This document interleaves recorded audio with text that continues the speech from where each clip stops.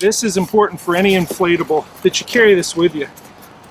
It's a K-Pump Mini, and you know, the biggest thing that people are afraid of with an inflatable is what? Jake, what do you think? Going flat, hole in it. Yeah, like getting that. a hole in it. Yeah. From what? From hooks? Rock. From a rock? Well, it's not going to happen. It can happen with a hook. It's more likely that it's a fish's spine, and we're gonna touch on how you do really quick repair. So I have the K-Pump here. Or it could be a motor, Jeff. It could be a motor. It could be Mike Iaconelli running me over. Actually, we'll look at that patch here. Come around this side. I'll jump right to it. This patch right here, I was filming with Mike Iaconelli, and he bumped the throttle and the torpedo and the 3 horsepower electric outboard, cut 2 lines there and there. And this is a patch job that I did. It's a more permanent patch job, but in order to do the short term, just to get off the water, it only took me like 15 minutes, and we're going to do it today. But this stuff, Tear Aid Type B, is what's going to get you through the rest of your day, so you never have to worry about it. Unlike a rotomolded kayak, if you have a hole in it, you know, and you're out there, you're just taking on water. There's no quick fix for it. This is a nice quick fix that gets you through the rest of your day. You get to enjoy the rest of your adventure. We're going to use a little bit of this a little bit later.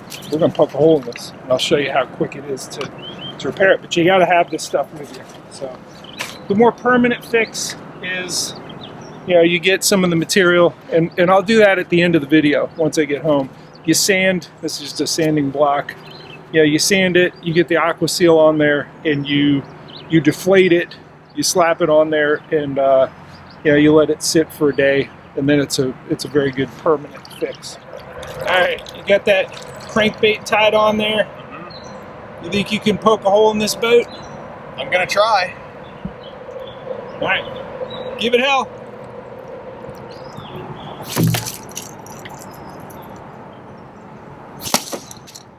It's really hard to do. This hook is not puncturing this stuff really easy. So like I'm hitting it, and I've already knocked an eye off the crankbait. So I mean it's hitting there. You know, I don't. Keep trying. Yeah, I'm gonna give it a shot.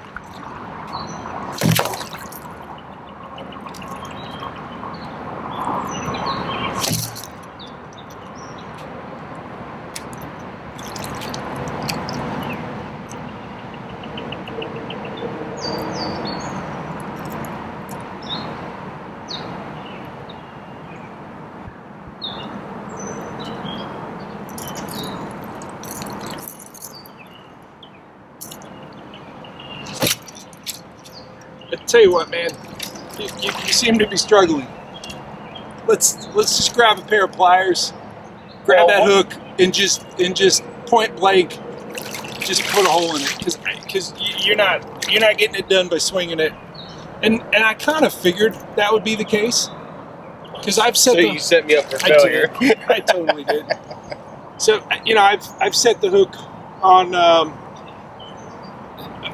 a fish that wasn't there so many times with the jerk bait in winter, and had the jerk bait come flying at the two. Dude, these aren't dull hooks. Like, this is straight out of the box. Like, yep. I mean, I'm impressed with the durability of it, because you hear so many people like, what if a hook flies back and hits you, then you're going to sink? Like, well, probably not. You're probably not. So grab a pair of pliers. There should be one up on my seat. Okay. And just put a hole in it somewhere, because I gotta show people how to fix it. Did you get it? It's in there. You want me to go all the way in? Let's see. All right, you are in there with pliers. Okay, pull it out. Yep, you can hear that. And it's not losing it really fast, but we do have a hole there. I can hear a little bit of a hiss. We're going to go over how you actually identify where bear with me, I'm pulling this out to where there's water.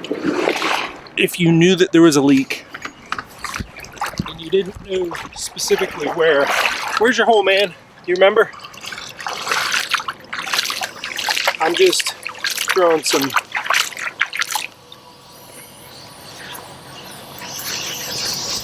I can hear it.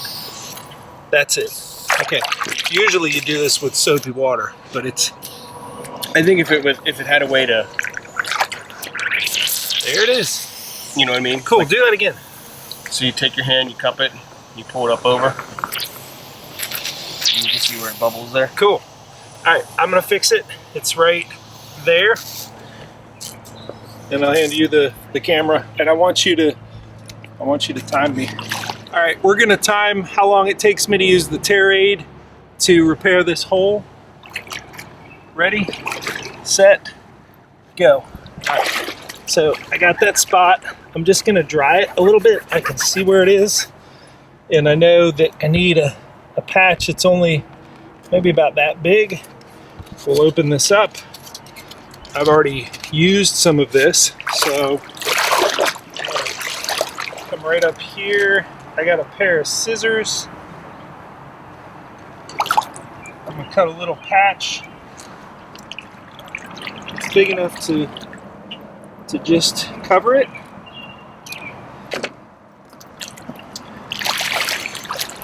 Peel that back. I've already dried it. And again, this is a temporary fix that's gonna get you to enjoy the rest of your day. Push that on there. I'm ready to go. Stop. That was a minute. That was 57.78 seconds. So. And that was during an explanation process too. Right. It's simple. It's quick. So enjoy the stability, shallow draft, and stealth that inflatables have. And don't worry about it as long as you have, and if it's a really bad hole like it was with Mike, you know, slicing the whole thing open, that one took me about 15 minutes because I had to get the boat up out of the water, drain the water out. I mean, he had 2 gashes in it that big, and I had enough of that, you know, of this material, the tear aid type B, to cover the whole thing. Slapped it on there, pumped it back up, which I didn't have to with this one, and I was good to go.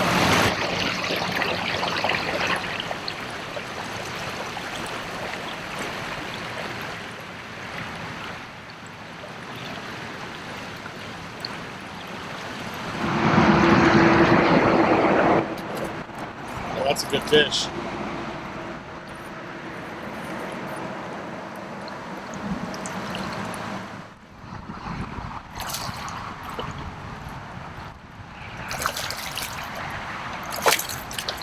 Nice net job. All right, he was right on the upstream side of that grass little patch right there, and it was important, you know, that I was able to angle that cast up in there underneath that overhanging branch. I really think that's a critical part of this pattern, is those sidearm casts, to be able to get these, you know, get the topwater baits right underneath the, you know, right underneath the canopy to where these fish want to be. It's a good one. We'll let him back in. Thank you.